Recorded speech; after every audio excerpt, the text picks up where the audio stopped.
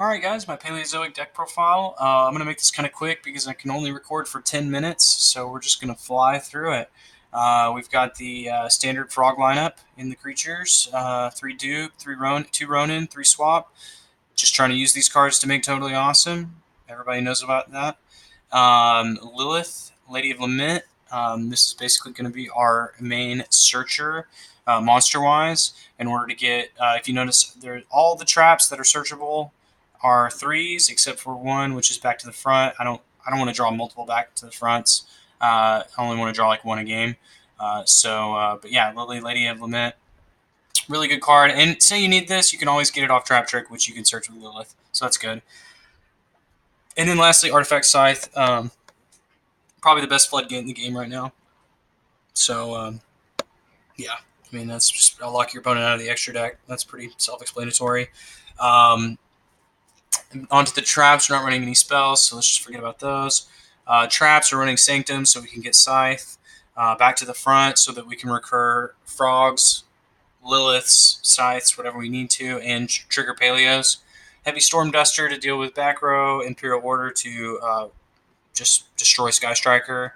Lost Wind is just really good in against almost every deck right now, except your Dracos. Dynamiscus, banish a card. Morella, put a trap in the graveyard, either Lost Wind or itself.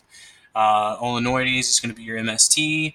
Reckless Greed for card advantage. And I think this card is actually like really good in this deck right now because you're able to search it with Trap Tricks or Trap Trick or Lilith. And if you can get 2 of these cards on the field, that's just a whole lot of advantage, and you'll probably end up winning the game after that. Solemn Judgment, Solemn Warning, really good against Dinko Senkai.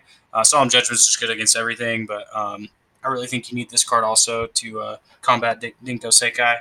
And then Trap Trick, I think, just takes this deck to another level. So sideboard, we've got 3 Gamma Seal in order to deal with problematic threats.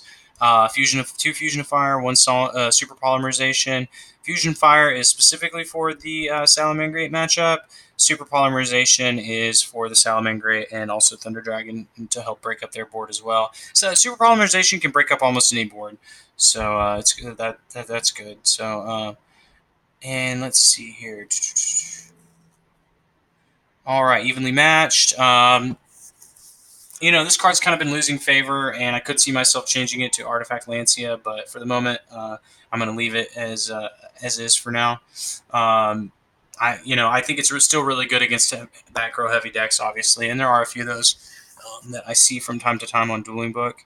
Waking the Dragons, I'm not trolling. I swear I use this card, and you'd be surprised at how good it is. Honestly, this is really to shore up my True Draco matchup.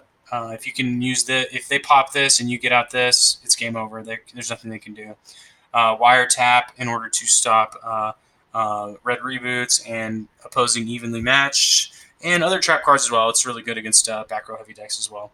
Extra deck, we're running Naturia Exterio for a Waking the Dragons target against Sky Strikers. Don't really always bring in Waking the Dragons against Sky Strikers, but if I find myself doing it, I do have a target for it. Salamangreat Violet Chimera for Super Poly and Fusion of Fire target against Salamangreats. Starving Venom Fusion Dragon against Thunder Dragons. Last Warrior from Another Planet. It's happened a lot, so I'm not going to say it doesn't happen. It's happened about 5 times for me now.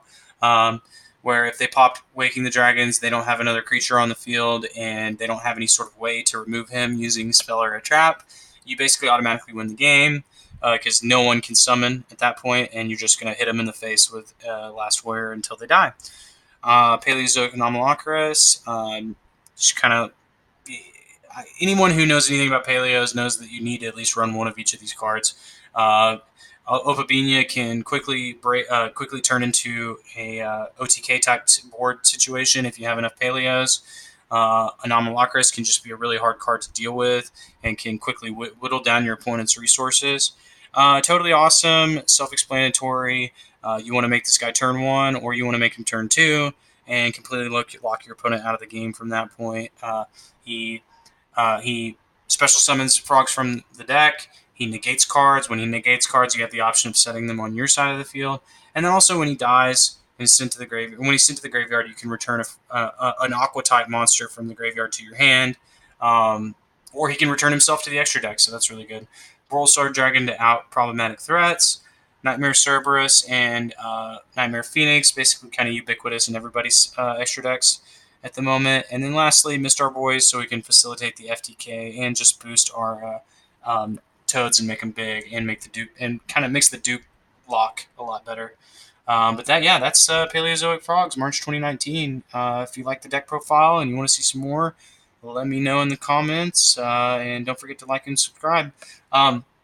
And lastly, I should be coming out with a going second deck soon. I haven't really pinpointed on where I want to go with it.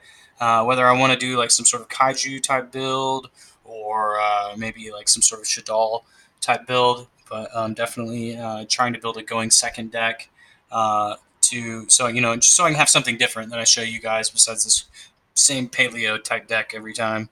But I do like Paleos. I don't think I'll stop playing it. I thought I was going to try the Witchcrafter deck, but after playing a few games with it, I hated it. So, but anyways, I think my 10 minutes is almost up. So I'm going to go ahead and sign off. And yeah, this is Paleozoic Frogs.